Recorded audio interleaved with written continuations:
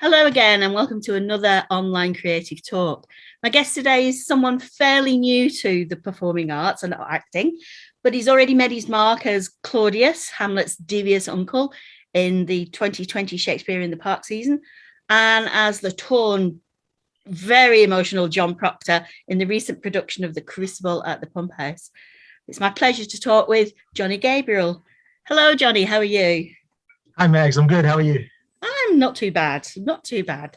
So tell me, Jony, how did you get started in performing arts? Well, fairly recently, actually. So my wife is a drama teacher, and I'm an English teacher. Right. And so she wanted to sort of walk the talk and actually go to auditions as a thing she was encouraging her kids to do. And so she found out about Shakespeare in the Park. This was for the 2020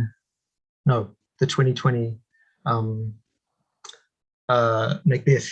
Right. Yeah. So in 2019 we auditioned, and I decided that I'd come along with her because Macbeth is my favorite favorite Shakespeare rather. And I was like, you know what, this is something that we can do together. And if she's going to be out of the house doing a play, I may as well come along and do it. And yeah, just found out that I really, really enjoyed the people mostly.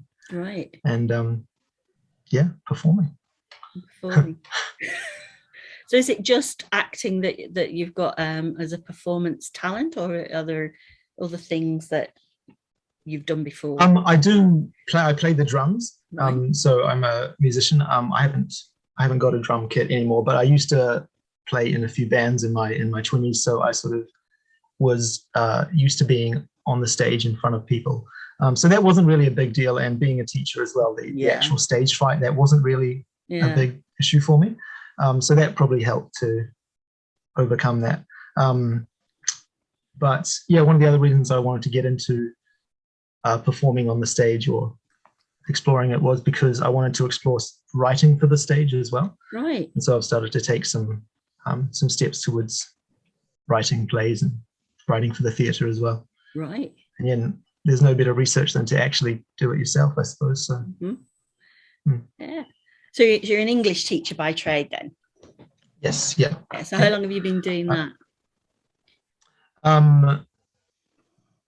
Probably 10 years now, but not full all the way through.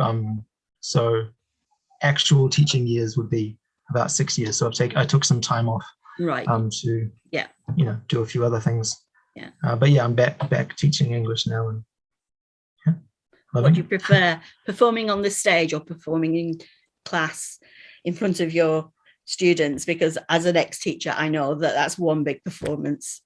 Or maybe it really is one big performance. Yeah. The audience is a lot more critical in the classroom, I find. So yeah. And also you always know what to say. Well, hopefully you know what to say in front of an audience in the theatre. So yeah, I think I prefer doing that. You prefer doing it than acting. Cool. So you've sort of started off with two very heavyweight parts. I mean, Claudius is a big part, and John Proctor is a real emotional roller coaster. How did you come up with that? It's a good question. Yeah, they were both fairly meaty roles, especially John Proctor. I tried to figure out what they wanted throughout the play and at each sort of stage. And I think once you figure out sort of what a character wants out of a scene or at any given sort of point in the play, you can figure out what their motivations are, and then attach emotions to that. And so, yeah, then just kind of try and block out the emotions and think about what that would look like. So you've had no formal acting training at all? No. Apart from the tips and tricks that my wife has given me. But the first, I mean, I came to acting on stage with the PumpHouse with the small parts I had in Macbeth, which was the year before Hamlet. And I was 34 at that time. But before that, the last thing I did was a high school production of Jesus Christ Superstar. And I was just a chorus member, and so I hadn't done anything. But for those small parts in Macbeth, I decided that I would really try and develop those characters. So for each of the little roles that I had, so I was murderer number 1, I was an old man, and I was Lord Seward. So I really tried to differentiate them because I'm quite a distinctive looking person. I've got a big red beard. So I tried to make them all very different characters in the way they spoke and acted. And yeah, I think trying to really differentiate the characters as as almost larger than life helps to. Right. So I mean, that's definitely a method that I've heard other more seasoned actors talk about. So your methodology is, spot on. So either you're a natural or you've got a great teacher in your wife. Well, yeah, she is a great teacher. Yeah. So it's probably that. So have you, once we return to normality, whenever that may be, is there any particular role that you would like to get your teeth into? I don't know why, but I want to play Iago from Othello. I remember seeing the movie when my sister was studying it in high school. So I was a young teenager. I was like 12 or 13, I think. And I remember watching it, and I think it's Kenneth Branagh playing Iago in the film version that I saw. And I don't know, I just liked how evil he was and the way he addressed the camera directly. And I just, so that was his I Hate the Moor speech was my audition for Macbeth. Right. Just because that, I don't know, just seems like a cool character. I quite like bad characters. I don't particularly want to be heroic. No. Yeah. Although there'd be some that would argue that Iago's heroic in his own way. I guess so. Yeah. And he's certainly got some cracking lines. I've seen a production with Tim McHenry playing him. Tim McHenry, you might remember as Captain Darling in Blackadder. So, So he played Iago, and he got the biggest laughs of the performance. But he didn't do anything over the top or anything. It was just the way he delivered the lines. And it made me realise that he wasn't really a baddie. He has actually got some really great words. So I can see you delivering those. Yeah. Yeah, I think he's got some good motivations. Yeah. Yeah. It's all about a lot of personal faults that he's trying to deal with. I don't know we'll put that one on the list for all the directors that are watching out there. If you fancy doing Othello, I find you in Iago. There you go. Do you have a favourite style of theatre? Because you mentioned you're in Jesus Christ Superstar, and you've done Shakespeare, and you've done Crucible. Well, I can't really say that doing musical theatre is my favourite because I can't really sing, right? Which is why I was just a chorus member. I just tone deaf. They're so important, the chorus members. So well, I can't particularly dance very well either. So I was the chorus of the chorus, right? Okay. In high school. I was right in the back row. But that's fine. It's an interesting question. So the only things I've got to compare are Shakespearean theatre and I guess that mid-century American theatre, and they're really different. What do you like to watch? What shows would you go and watch in the theatre? I would watch both. I don't particularly have a preference. I watch a lot of modern theatre as well, like stuff.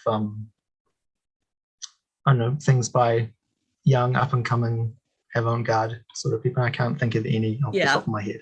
Yeah, obviously. But I don't know. I like things that are a little bit different, a little bit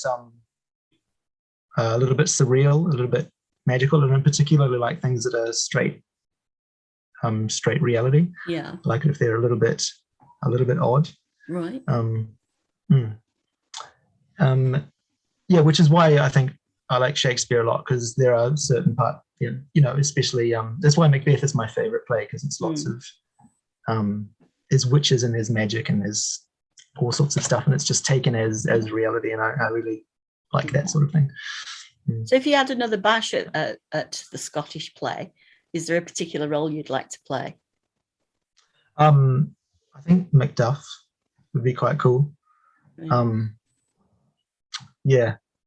Just because he gets a chance to, and I suppose I know that goes against what I said before, because he's the hero of the play, I suppose, but he also has a chance to get angry and to give speeches, and he's vengeful, and I think it's that anger and that passion that I like to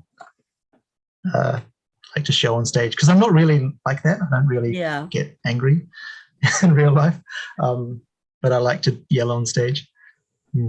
That's probably the best place to do it. Well, yeah, it's better than doing it in real life, I suppose. Yeah. So we found out that you're an English teacher. Is there anything else that you do behind the scenes that people might not be aware of? I like to do writing just as a hobby, really, and something I'm trying to get into more, just as a sort of creative outlet. And for theatre is something that I wanted to do. I don't know what else I do in particular. I like to do a lot of different sort of creative outlets. Like at the moment, I'm during lockdown, I've been building a deck on my house. And so that's something I've been sort of learning the process of how to do, because I'm not a builder. But yeah, it's been interesting. But I know people who know what they're doing.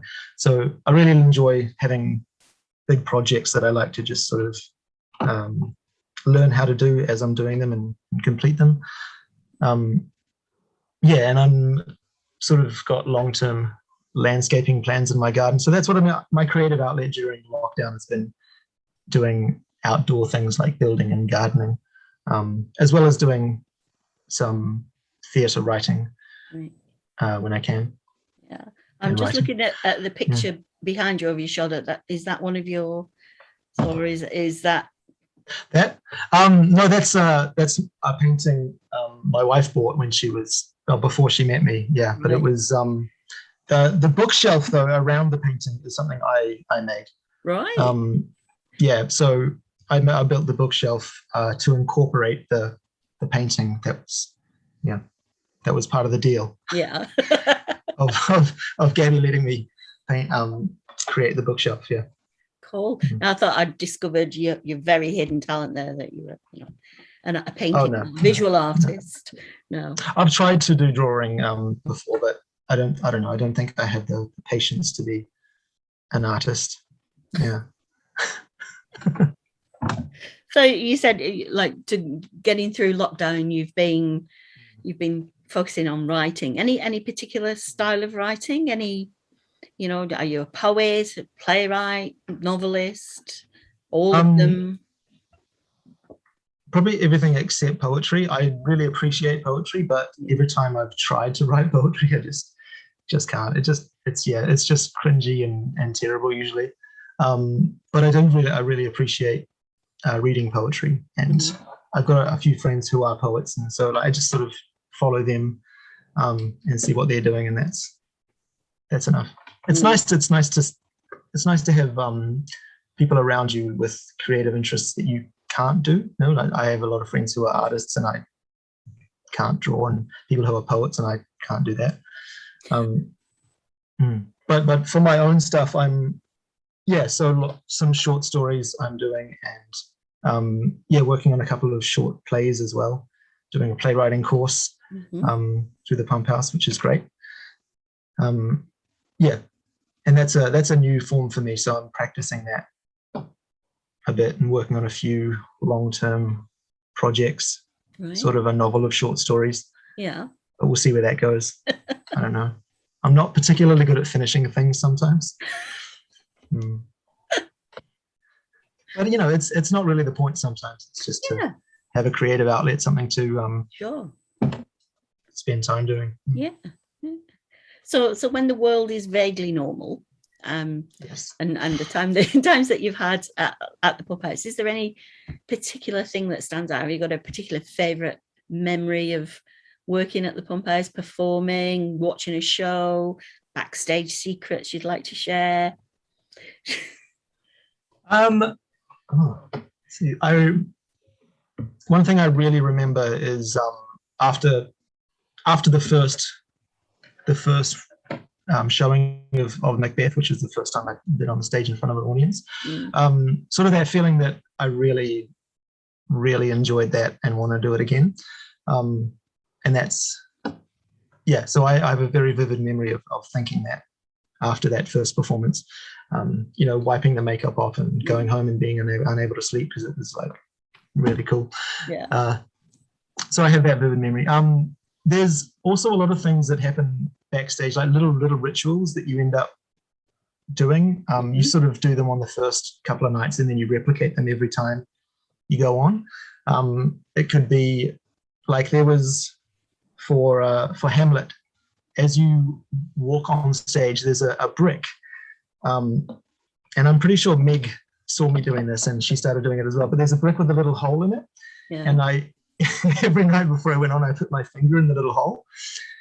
And before I walked on, and it was just something that I did. And you sort of create these little rituals that you end up doing. And something for the Crucible was there's a picture of the PumpHouse ghost in the green room.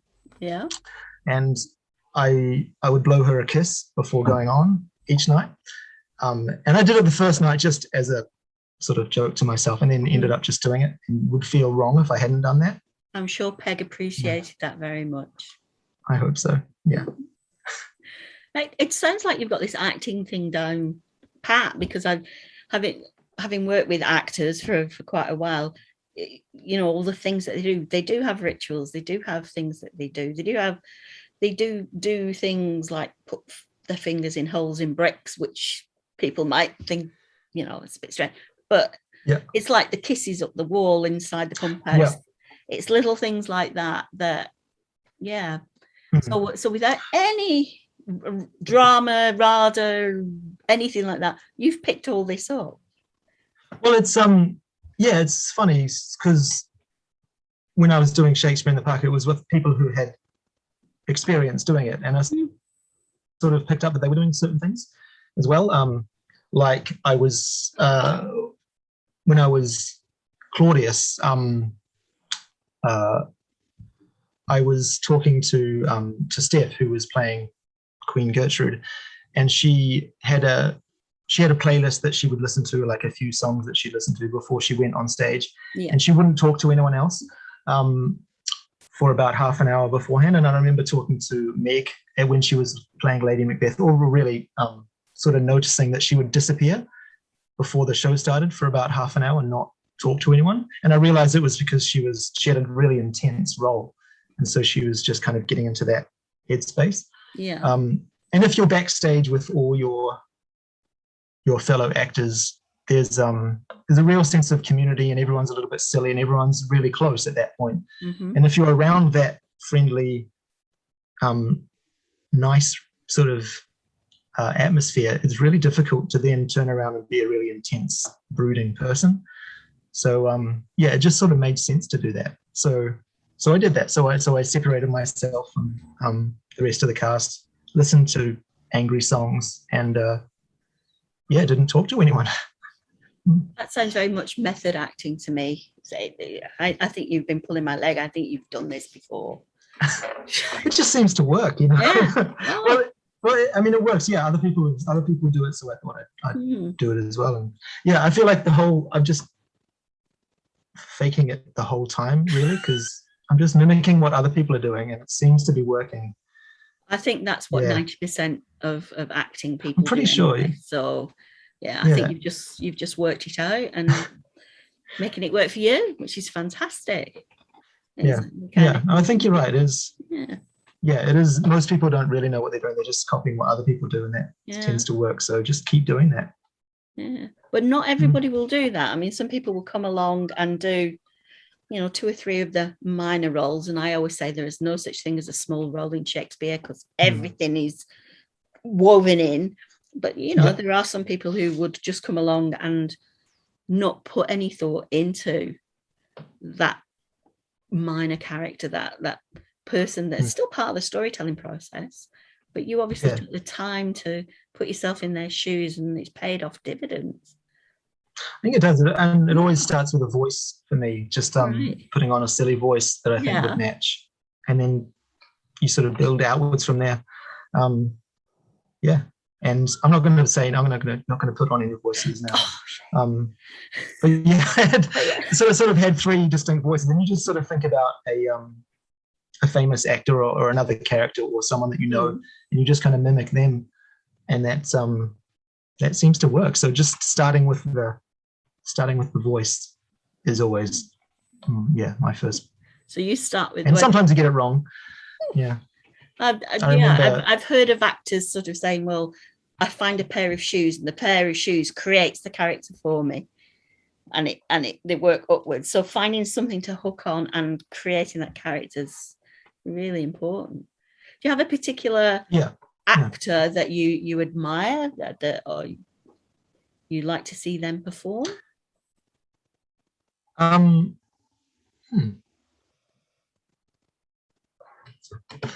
You mentioned Kenneth Branagh. I didn't mention Kenneth Branagh. Yeah, Kenny. Yeah. I keep thinking of movie actors now.